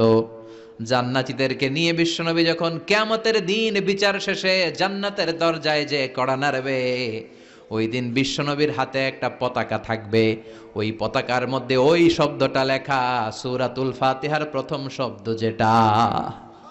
সূরাতুল ফাতিহার প্রথম শব্দ কি? আলহামদু। বিশ্বনবীর হাতের পতাকায় ওইটা লেখা থাকবে, লিওয়াউল হামদ, প্রশংসার পতাকা। সুবহানাল্লাহ পড়বেন না? তার মানে আমরা এই সিদ্ধান্তে উপনীত হলাম যে সব সময় প্রশংসা করতে হবে একজনের। তিনি কে? আল্লাহ বললেন আলহামদু আলহামদু লিল্লাহ, সব প্রশংসার মালিক হলেন আল্লাহ। কি সুন্দর নাম তার, কি মজার নাম, আলিফ লাম লাম হা, আলিফ লাম। সবাই বলেন আলিফ লাম লাম হা, আওয়াজ করে আলিফ লাম লাম হা। এটা কার নাম? আল্লাহর নামটা জপতে কেমন লাগে? হৃদয় থেকে এই গভীর রাতে আল্লাহর একটা ডাক দেন তো, বলেন আল্লাহ। প্রাণটা জুড়িয়ে আবারও আল্লাহরে ডাকেন, বলেন ইয়া আল্লাহ। নামটা মজা লাগে না? আল্লাহ বলেন হুয়াল আউয়াল ওয়াল আখির ওয়াল যাহির ওয়াল বাতিন, তিনি প্রথম, তিনি শেষ, তিনি প্রকাশ্য, তিনি গোপন। সুবহানাল্লাহ। তার মানে প্রথমে কে, শেষে কে? প্রথমে আল্লাহ আল্লাহ, শেষেও আল্লাহ আল্লাহ, আকাশে আল্লাহ আল্লাহ, জমিনে আল্লাহ আল্লাহ। সবাই পড়েন, প্রথমে আল্লাহ আল্লাহ, শেষেও আল্লাহ আল্লাহ, আকাশে আল্লাহ আল্লাহ, জমিনে আল্লাহ আল্লাহ। নিখিল জাহান গায়ে গুণগান তার নামে গায়, আমরাও গাহি তাআলা হামদে বারি তাআলা, হামদে বারি তাআলা, হামদে বারি তাআলা। সুবহানাল্লাহ পড়েন। আলহামদুলিল্লাহ, সকল প্রশংসার মালিক কে? আল্লাহ বললেন সকল প্রশংসার মালিক হলাম আমি, আর আমি হলাম রব্বিল আলামিন, জগৎ সমূহের রব। আল্লাহর আরেক নাম হলো রব। আল্লাহর আরেক নাম কি? কবরের প্রথম প্রশ্ন কি? মার রব্বুক, তোমার রব কে? আমাদের উত্তর কি? আমরা বলবো আল্লাহ আমারে রব, আল্লাহ আমারে রব, দমে দমে তনু মনে তারি অনুভব। আল্লাহ আমারে রব, তোমার দুনিয়াতে আমি যেদিকে তাকাই, অথই নিয়ামতে ডুবে আছি সবাই। পাখ পাখালির গানে শুনি তাসবিহ কলো রব, তাসবিহ কলো রব। আল্লাহ আমারে রব, ওনার নাম হচ্ছে রব। নাম কি? এজন্য আমরা যখন দোয়া করি, দোয়ার শুরুতে কোন শব্দ থাকে? রব। রব্বানা যালামনা আনফুসানা ওয়া ইল্লাম তাগফির লানা ওয়া তারহামনা লানাকুনান্না মিনাল খাসিরিন। রব্বানা আতিনা ফিদ দুনিয়া হাসানাতাও ওয়া ফিল আখিরাতি হাসানাতাও ওয়া কিনা আযাবান নার। মুসা আলাইহিস সালামের জিহ্বা দিয়ে কথা বের হয় না, উনি দোয়া করলেন রব্বিশরাহলি সাদরি ওয়া ইয়াসসিরলি। তার মানে সব দোয়ার শুরুতে কার নাম? আবার যখন আমরা রুকুতে যাই আমরা পড়ি সুবহানা রাব্বিয়াল, আবার যখন আমরা সেজদায় ঢলে পড়ি আমরা পড়ি সুবহানা রাব্বিয়াল আলা। চিল্লায় কোন ঠিক কিনা? রব মানে হচ্ছে সাস্টেইনার, বিধানদাতা, রিজিক দাতা, পালন কর্তা। আল্লাহর একটা নাম হচ্ছে রব। আমাদের রব কে? আল্লাহ। রব কারে বলে একটু সহজে আজকে বুঝিয়ে দিয়ে যাই। রব হচ্ছে যার যখন যেটা যতটুকু দরকার তাকে তখন সেটা ততটুকু যিনি চাওয়ার আগেই দিয়ে দেয়, তার নাম রব। বুঝতে পেরেছেন? সহজ হয়েছে না কথাটা? যার যখন যেটা যতটুকু দরকার তাকে তখন সেটা ঠিক ততটুকু যিনি ফরিয়াদ করার আগেই পৌঁছে দেয়, তার নাম রব। আমাদের যখন যেটা লাগে ব্যবস্থা করে কে? মায়ের পেটে 8 মাস ছিলাম, 9 মাস ছিলাম, 10 মাস ছিলাম, এই 8 মাস 9 মাস আমারে খাবার দিল কে? পানি দিল কে? অক্সিজেন দিল কে? চাইছিলেন? মায়ের পেটে চাইছিলেন না আল্লাহর কাছে যে আল্লাহ ঠিক মতো দিও, টাইমলি খাবার পাঠায় দিও? চাইছিলেন? চাওয়ার আগে যার যা লাগে কে দেয়? তাকে বলে রব। আবার মায়ের পেট থেকে দুনিয়ায় আসলেন, আমার মায়ের জরায়ুর সাথে আমার নাড়ের একটা কানেকশন, একটা লাইন, ওই লাইন দিয়ে আল্লাহ 9 মাস যাবত আমারে পানি দিলেন, খাবার দিলেন, অক্সিজেন দিলেন। সঙ্গত কারণেই দুনিয়াতে আসলে দুনিয়ার মানুষ ওই লাইনটা কেটে দেয় নাকি রেখে দেয়? কেটে দেয়। কেটে দিলে বাচ্চা প্রথম চিৎকারটা দেয়, মানব শিশু প্রথম চিৎকার হাঁকে পৃথিবীতে, ওয়া ওয়া। আমরা শুনি ওয়া, আসলে আল্লাহরে ডাক দেয়। আল্লাহরে ডেকে বলে, মাবুদ, খাবারের, অক্সিজেনের আর পানির একটা মাত্র লাইন ছিল, চিল্লায় বলেন কয়টা? দেখো দুনিয়ার মানুষ কত নিষ্ঠুর। আসার সাথে সাথেই কারোর সাথে আমার শত্রুতা নাই, জমি নিয়ে মারামারি নাই, কিলাকিলি নাই। একটা মাত্র খাবারের লাইন দিয়ে 10 মাস বেঁচেছিলাম। মানুষগুলো নিষ্ঠুর, খাবারের একটা লাইন কেটে দিল, এখন খাবো কি? আল্লাহ বলেন, গোলাম, যে আল্লাহ 10 মাস তোরে মায়ের পেটে খাওয়ালাম, ওই আল্লাহ এখনো আছি না নাই? একটা লাইন ছিল মায়ের নারের ভেতরে, খাবারের একটা লাইন। চিন্তা নাই, কষ্ট নাই, দুঃখ নাই। একটা খাবারের লাইনের বদলে আজ থেকে তোর মায়ের বুকের ভেতরে খাবারের 2টা লাইনের ব্যবস্থা করে দিলাম। চাইছিলেন যে আল্লাহ আসার সাথেই তো আমার লাইন কেটে দিবে, খানা কিন্তু রেডি রেখেন আল্লাহ? চাইছিলেন না সবাই? চাওয়ার আগেই যার যা লাগে যিনি দিয়ে দেয় তার নাম তাফসীর। বুঝতে পারছেন? এরপরে মায়ের দুধ খেতে লাগলাম। মায়েরা গভীর রাত মাইকের সাউন্ড যাদের কানে যায়, বুকের দুধ খাওয়াবেন ছেলে মেয়েদেরকে। বাচ্চা ডেলিভারি হওয়ার পরেই মায়ের বুকে যে দুধটা, সেটার বলে শাল দুধ। এটা আল্লাহর পক্ষ থেকে বাচ্চার জন্য প্রাকৃতিক টিকা। সুবহানাল্লাহ কইবেন না? আমরা হসপিটালে যে টিকা দেই 5টা 7টা, প্রথম টিকাটা আল্লাহ ফ্রি দিয়ে দিছে। বাচ্চাদের গ্রোথ হবে না যদি না খাওয়ান। খাওয়াবেন, সব মায়েরা খাওয়াবেন। ওয়াল ওয়ালিদাতু ইউরদি'না আওলাদাহুন্না হাওলাইনি কামিলাইন, 2 বছর খাওয়াবেন। যারা বৃদ্ধাশ্রমে থাকতে চান না তারা খাওয়াবেন, আর যারা ডানু খাওয়াবেন তাদের জায়গা হবে কি? ছেলে আমার মস্ত মানুষ, মস্ত অফিসার, মস্ত ফ্ল্যাটে যায় না দেখায় পারে ও পার, নানান রকম জিনিস আর আসবাব দামি দামি, সবচেয়ে কম দামি ছিলাম একে মাত্র আমি। ছেলের আবার আমার প্রতি অগাধ সম্ভ্রম, আমার ঠিকানা তাই বৃদ্ধাশ্রম। কি দুঃখের কথা, মা কেঁদে কেঁদে বলে কোনো মা বাবার জন্য বৃদ্ধাশ্রমে থাকা না লাগে, ঠিক কিনা? তো বৃদ্ধাশ্রমে যারা থাকতে চান না তাদেরকে দুধ খাওয়াবেন, দেখবেন এই ছেলেগুলো এরকম ডাকাত হবে না। আল্লাহ তুমি বুঝার তৌফিক দাও। তার মানে মায়ের পেটে যখন ছিলাম খাবার দিল কে? দুনিয়াতে আসার পরে বুকের দুধের ব্যবস্থা করলো কে? আচ্ছা, মায়ের বুকের দুধ যখন আমরা খেতাম আমাদের দাঁত ছিল? ছিল না। তার মানে দাঁত দরকার নাই, দেয়ও নাই। বয়স আমার 1 বছর 2 বছর যখন হইতে শুরু করলো, একটু বড় হয়েছে, এখন তো শুধু দুধে চলবে না, এখন মাছ খাইতে হবে, গোশ খাইতে হবে, কুরবানির হাড্ডি চাবাইতে হবে। কথা কন? তো এখন আমার দাঁতের দরকার আছে না নাই? দাঁত যখন দরকার ছিল না দেয় নাই, যখনই দরকার তখনই দিছে কে? আবেদন করছিলেন না অনলাইনে? কথা কন? অনলাইনে আবেদন করছিলাম তো আমরা, জাল্লা বয়স যখন ঠিক এই পর্যায়ে চলে যাবে দাঁত দিও তুমি, দাঁত চাইছিলেন? চাওয়ার আগে যিনি দেয় তার নাম। দেখেন বাংলাদেশে ভাল্লুক, উল্লুক, বাঘ যেগুলো আছে এগুলোর গায়ের পশমগুলো পাতলা। এই বাঘই যেগুলো স্ক্যান্ডিনেভিয়ান কান্ট্রিগুলোতে, সাইবেরিয়াতে আছে, ডেনমার্কে আছে, সাইবেরিয়াতে, তারপর নরওয়েতে, অসলোতে যেই বাঘ ভাল্লুকগুলো আছে ওদের চামড়া ইয়া মোটা, মনে হয় যেন প্রাকৃতিক কম্বল দিয়ে আল্লাহ এই সিংহটারে তৈরি করছে। উট শুধু আরব দেশেই নাই, আরব দেশের উটের চামড়া বড় পাতলা, কিন্তু নরওয়ে আর স্ক্যান্ডিনেভিয়ান ওই বরফের এলাকাতে উট হয়, ওই উটের গায়ের মধ্যে ইয়া লম্বা লম্বা পশম। তার মানে ওখানে প্রচন্ড ঠান্ডা, ওখানে সার্ভাইভ করতে গেলে, বাঁচতে হলে গায়ের মধ্যে মোটা কম্বল লাগবে। চাওয়ার আগেই ওই প্রাণীগুলোরে কম্বল দিয়ে পাঠিয়েছে কে? আবার এই দেশের প্রাণীগুলোর চামড়া যদি মোটা হতো, উলের পশম থাকতো আর কম্বলের মতো সেটিং করা থাকতো, এই দেশের বাঘ ভাল্লুকগুলার কষ্ট হতো। তাই এই দেশের বাঘ ভাল্লুক আর ওটের চামড়া পাতলা করেছে কে? সুবহানাল্লাহ কইবেন না? যার যখন যেটা যতটুকু দরকার তাকে তখন সেটা ততটুকু চাওয়ার আগে যিনি দেয় তার নাম। যেখানে যতটুকু লাগে, কুমড়া গাছ, লাউ গাছের নিচে কেউ বিশ্রাম নেয়? বিশ্রাম নেই কই? বট গাছের নিচে। সুবহানাল্লাহ কইবেন না?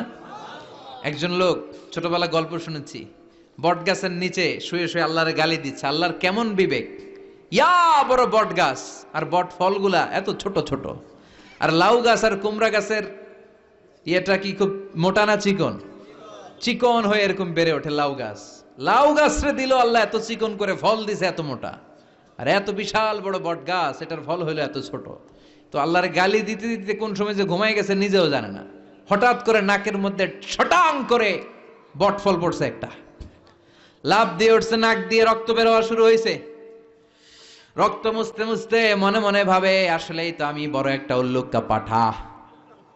আজকে এই বট গাছের মধ্যে যদি লাউয়ের মতো ফল দিত, কুমড়ার মতো ফল দিত, আমার নাকের উপরে ওই লাউ আর কুমড়া পড়লে আমি থাকতাম না, আমি বিদায় হয়ে যেতাম, অক্কা পেয়ে যেতাম, ঠিক কিনা? যেখানে যেটা যেভাবে যতটুকু দরকার তার নাম, চিৎকার করে তার নাম। আল্লাহ বললেন আমি হলাম রব্বিল আলামিন, জগৎ সমূহের রব। আলাম মানে একটা জগৎ, আলামিন মানে অনেক জগৎ, মাল্টি ডাইমেনশনাল ইউনিভার্স। উদ্ভিদ জগতের রব তিনি, প্রাণী জগতের রব তিনি, সাগর জলের অতল গহ্বর জগতের রব তিনি, মহাকাশের জগতের রব তিনি, সৌর জগতের রব তিনি, অদৃশ্য জগতের রব তিনি। চিল্লায় বলেন ঠিক কিনা? এজন্য আল্লাহ বললেন আলহামদুলিল্লাহি রাব্বিল আলামিন, যত জগৎ আছে সব জগতের রব আল্লাহর জন্য প্রশংসা। রাজি আছেন? আরো শুনবেন? শেষ করে দেই। আর রহমানির রহিম, তিনি দয়ার সাগর, তিনি দয়ালু, তিনি মায়াবী, তার মায়ার শেষ নাই, তার দয়ার শেষ নাই, তিনি দয়ার সাগর। আল্লাহ তুমি দয়ার সাগর, রহমানুর রহিম, তোমার দয়াই পূর্ণ আমার সারা নিশিদিন। সুবহানাল্লাহ পড়েন। আল্লাহ বলেন রাহমাতি ওয়াসিআত কুল্লা শাই, সব জায়গায় আমার রহমত বিস্তৃত। এমন কোন জায়গা নাই যেই জায়গায় আমি আল্লাহর রহমত নাই। আল্লাহর রহমত ছাড়া পৃথিবীতে কিছু হয় নাকি? এই যে আজকে বসে আছি, ওয়াজ শুনতেছি, কার রহমতে? কার দয়ায়? আল্লাহ বললেন এই রহমত, দয়ার, ভালোবাসারে আমি সৃষ্টি করার পরে 100 টুকরা করলাম। কয় টুকরা? 100 টুকরা করার পরে নিজের মধ্যে আমি 99 টুকরা দয়ার ভালোবাসা রেখে দিলাম। এক টুকরা দয়া মায়া পৃথিবীর সবার মাঝে ঢেলে দিলাম। সাইয়েদনা আদম থেকে শুরু করে up to the day of judgement, কিয়ামত পর্যন্ত সবার মাঝে আল্লাহ রহমতের এক টুকরা দিছে, ছিটে ফোঁটা। হুজুর পাইছে একটু, আমি পাইছি একটু, উনি পাইছে, উনি সবাই মিলে আমরা এক ফোঁটা ভাগে যোগে পাইছি দয়ার ভালোবাসা। সবাই মিলে এক ভাগ ভালোবাসার, আর 99 ভাগ ভালোবাসা কার? ওনার ভালোবাসা বেশি না কম? এক ভাগ ভালোবাসা আমরা পেয়ে পৃথিবীতে ভালোবাসার গানের শেষ নাই, ভালোবাসার মুভির শেষ নাই, ভালোবাসার উপন্যাসের শেষ নাই। আবার আইয়ুব বাচ্চু বলছে সব ভালো তুই একা বাসিস নে, একটু ভালোবাসিতে দিস মোরে। আছে না নাই? কত ভালোবাসা, চিন্তা করছেন? এক ভাগ ভালোবাসা আমরা পেয়ে কত ভালোবাসার গান, নাটক, সিনেমা। তো এক ভাগ ভালোবাসার ঠেলা যদি এমন হয়, যার মধ্যে তিনি 99 টুকরা ভালোবাসা রেখে দিয়েছেন, তার ভালোবাসাটা কত? এক টুকরা ভালোবাসার নমুনা হিসেবে আমরা দেখি ছেলের জন্য বাবা জীবন দেয়, আছে না নাই? ছেলের অ্যাক্সিডেন্ট থেকে বাঁচাতে যে ছেলেটারে ধাক্কা মেরেছে, গাড়ি এসে বাবারে থেতলে ফেলেছে। বন্যার পানিতে মা ডুবে যায়, ছোট কন্যাটারে বালতির মধ্যে ধরে রেখেছে, পানি খেতে খেতে মা দুনিয়ায় নাই, মেয়েটা মরে নাই, আছে না নাই? এক টুকরা ভালোবাসার ছিটে ফোঁটা তুমি পেয়েছো। তার নমুনা যদি এমন হয়, 99 টুকরা ভালোবাসা নিয়ে যিনি আরশের উপরে আছে, তার দয়া কত? Do you feel that? Do you imagine that? আপনি কি এটা ফিল করেন? আপনাকে ফিল করতে হবে। এজন্য আল্লাহ বলে গোলাম 24/7, 24 ঘন্টা আমার দরজা খোলা। কত পাপ করেছিস, কত অন্যায় করেছিস, কত পর্নোগ্রাফি দেখেছিস, কত হিন্দি সিনেমা দেখেছিস, কত অশ্লীল মেয়েদের নাচ দেখেছিস, রাত্রিবেলা নেকেড ভিডিও দেখেছিস, কত অন্যায় করেছিস, আজও আমার দরজা তোর জন্য খোলা আছে না নাই? চোখের পানি ছাড়, যায় নামাজটা বিছিয়ে দে, 2 রাকাত নামাজ পড়ে আমারে ডাক দে, ডাক দেওয়ার সাথে সাথে তোর দোয়া কবুল হয়ে যাবে। কত পাপ করেছিস, আল্লাহ ডেকে বলে তোর পাপ যদি হয় খালের পানির সমান, বিলের পানির সমান, আমি আল্লাহর দয়া তো সাগরের পানির সমান। তোর পাপ যদি হয় পাহাড়ের সমান, জেনে রাখ আমি আল্লাহর দয়া আকাশের সমান। ভরসা লাগে? আল্লাহর উপর ভরসা লাগে না? মনে রাখবেন এখানে আমরা সবাই পাপী। আমরা কি? কুল্লুকুম খাত্তাউন, খায়রুল খাত্তাইনা তাওয়াবুন, সবাই পাপী, কিন্তু সবচেয়ে ভালো পাপী ওই পাপী যেই পাপী পাপ করার পরেই তওবা করে। তওবা করতে রাজি আছেন তো? যত পাপ আপনার হোক টেনশন নাই, আমাদের ভরসা একজনের উপর, চিল্লায় বলেন তিনি কে? বনি ইসরাইলের এক আবেদ 100 বছর ইবাদত করেছে, কিয়ামতের দিন আল্লাহ খুশি হয়ে বলবেন, ও আল্লাহর ওলি, উদখুলিল জান্নাতা বিরহমাতি, go to the paradise with my mercy, আমার দয়ায় আর ভালোবাসায় জান্নাতে ঢুক। আল্লাহর ওলি বলবে, বালবি আমালি, আপনার দয়া দিয়ে জান্নাত কেন? আমার আমল দিয়ে যেতে চাই, আমি নামাজ তো কম পড়ি নাই, তো দয়া লাগবে কেন আপনার? আল্লাহ বলবেন, তাই? আমার দয়া ছাড়া তুই জান্নাতে যেতে পারবি? কি আমল করেছিস তুই? ওকে, লেটস মেক এ ক্যালকুলেশন, চল একটা হিসাব করি। তোর শত শত বছরের তাহাজ্জুদ গুলারে এক পাল্লায় রেখে দে।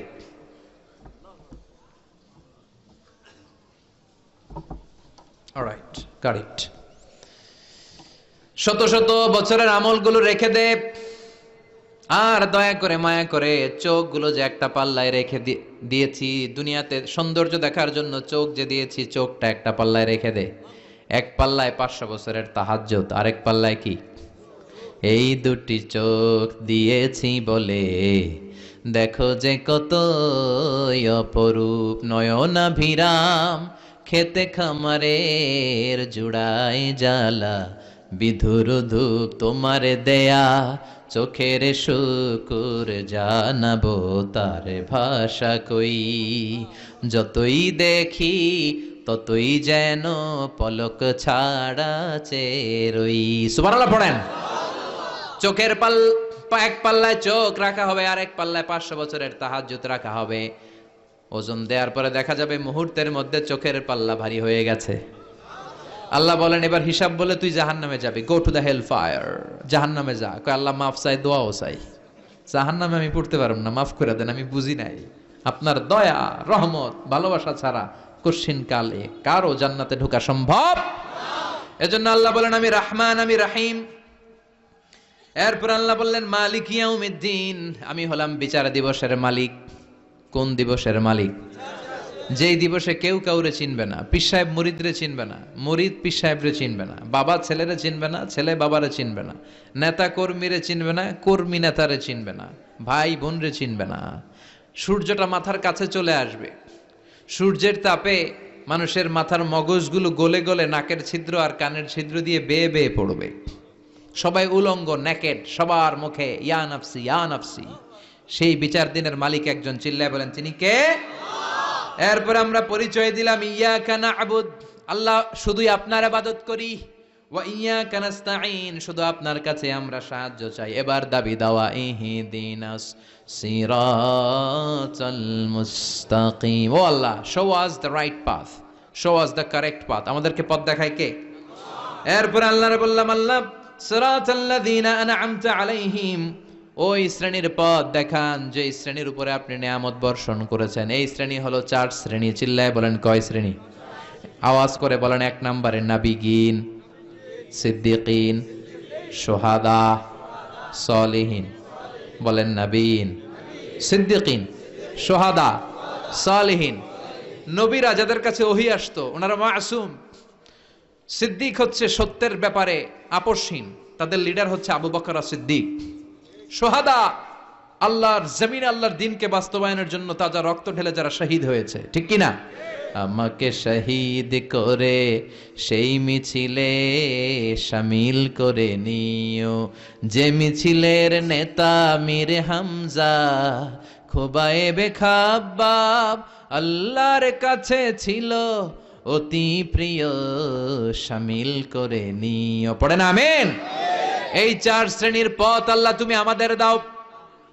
গায়রিল মাগদুবি আলাইহিম ওয়ালাদ-দাল্লিন, 2 শ্রেণীর পথ থেকে আমরা পানা চাই। এক হলো গায়রিল মাগদুবি আলাইহিম, যাদের উপর তোমার রাগ, তোমার গোসা, তোমার ক্রোধ, লানত প্রাপ্ত ওই ইহুদি জাত থেকে আমরা পানাহ চাই। ওয়ালাদ-দাল্লিন, ভ্রষ্ট যারা নাসারা, সব মুফাসসিররা একমত যে আল মুরাদু বি আল মাগদুবি আলাইহিম আল ইয়াহুদ ওয়াল মুরাদু বিদ-দাল্লিন আন-নাসারা। সব মুফাসসিররা পৃথিবীতে একমত যে মাগদুব আলাইহিম দ্বারা বোঝানো হয়েছে ইহুদিদেরকে। পৃথিবীর সবচাইতে টেরা জাতি, নিজেদের 70,000 নবীকে নিজেরা জবাই করেছে। নাউজুবিল্লাহ পড়বেন না? বিশ্বনবীকে হত্যার ষড়যন্ত্র করেছে, ছাগলের গোশতের মধ্যে বিষ মাখিয়ে আমার বিশ্বনবীরে খাওয়াতে চেয়েছে। এমনকি বিশ্বনবী ইন্তেকালের পর বিশ্বনবীর লাশ মোবারক চুরির ষড়যন্ত্র করেছে। এরা সবচেয়ে বড় সুদখোর, সবচেয়ে বড় মুনাফিক, সবচেয়ে বড় বাটপার। এই জাতিটার নাম হচ্ছে ইহুদি। এইডসের ছড়াছড়ি পৃথিবীতে ছড়িয়েছে ওরা। বম্বিং হামলা, বোমা হামলা কারে বলে, ককটেল ফুটানো, গ্রেনেড হামলা পৃথিবীবাসী জানতোই না, ওরা শিখিয়েছে। বিমান কেমন করে পাইলটকে হাইজ্যাক করে ছিনতাই করতে হয় ওরা শিখিয়েছে। এজন্য ওদের সাথে মুসলমানদের কোনো সম্পর্ক নাই। চিল্লায় বলেন ঠিক কিনা?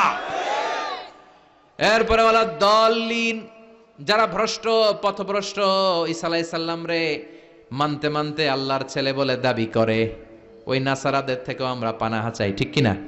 এই সুন্দর প্রার্থনা যখন আমরা করলাম, এখন আমিন বলার দরকার আছে না নাই? আওয়াজ করে পড়েন আমিন। নামাজ শেষে আপনারা পড়বেন আমিন। যেই মসজিদে আওয়াজ করে আমিন, আওয়াজ করে পড়েন। যেখানে ফিস ফিস ফিস ফিস করে পড়বেন, তবে মিস করেন না। ইদা আম্মানাল ইমাম আমিনু, ইমাম যখন আমিন বলে তোমরাও আমিন বলো।